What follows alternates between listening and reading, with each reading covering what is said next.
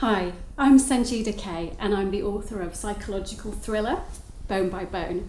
Bone by Bone is about a young mum called Laura who's just moved from London to Bristol, and she discovers that her 9-year-old daughter Autumn is being bullied.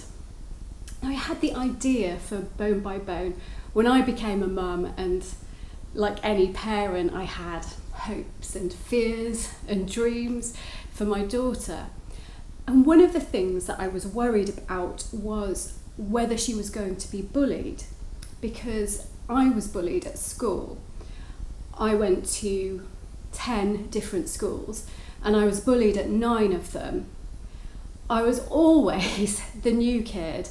I was too brown, too much of a swot, too into books, too bad at sports.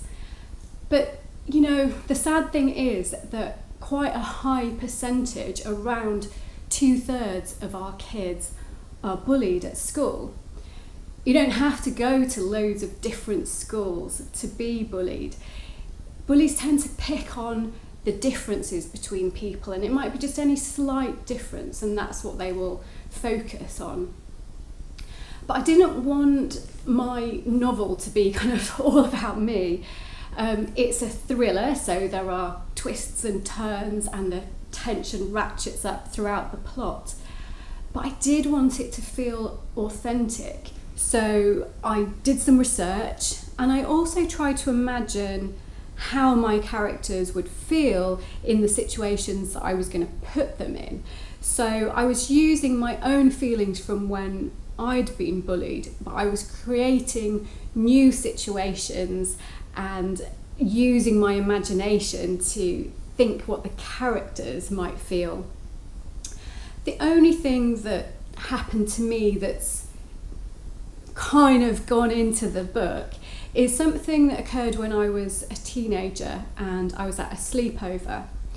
And when we were going to go to bed, I discovered that the other girls had filled my sleeping bag full of slugs. And in Bone by Bone, that's become one of the first scenes in the book. So 9-year-old Autumn goes to her drawer in her classroom and pulls it out, and it is just full of slugs. Thankfully, the charity Kidscape exists to help and support children and young people who are being bullied. And with Kidscape's help, I've come up with 5 tips for children who are being the targets of bullies. The first one is to report it. You might feel ashamed or ridiculous or embarrassed, but don't.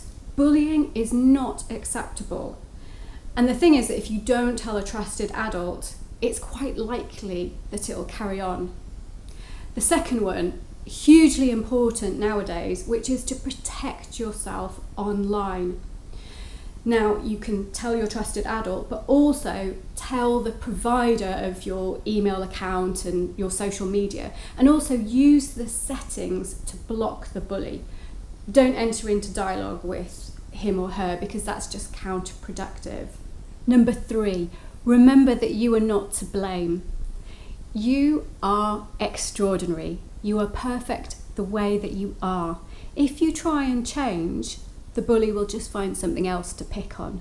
Number 4, build up your confidence. Now, I know that sounds really a tough ask, particularly if you've been bullied, your confidence just plummets. But it's so important, and Kidscape can help with that because they've got some tips, and they also run workshops to help children and young people become more confident and to have better, more assertive body language.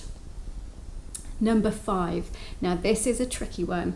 Choose your friends wisely. Our friends are supposed to have our backs. They're supposed to want the best for us. But in practice, that doesn't always happen. So if your friends are not there for you, then get some new ones. So these tips, and some for parents of children who are being bullied, are on my website, which is www.sanjida.co.uk.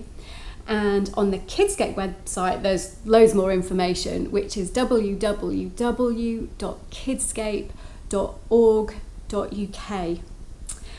I really want to help children and young people who are being bullied, so I'm donating a percentage of any profit that I make to Kidscape. So I really hope that you will help me. Thank you for listening.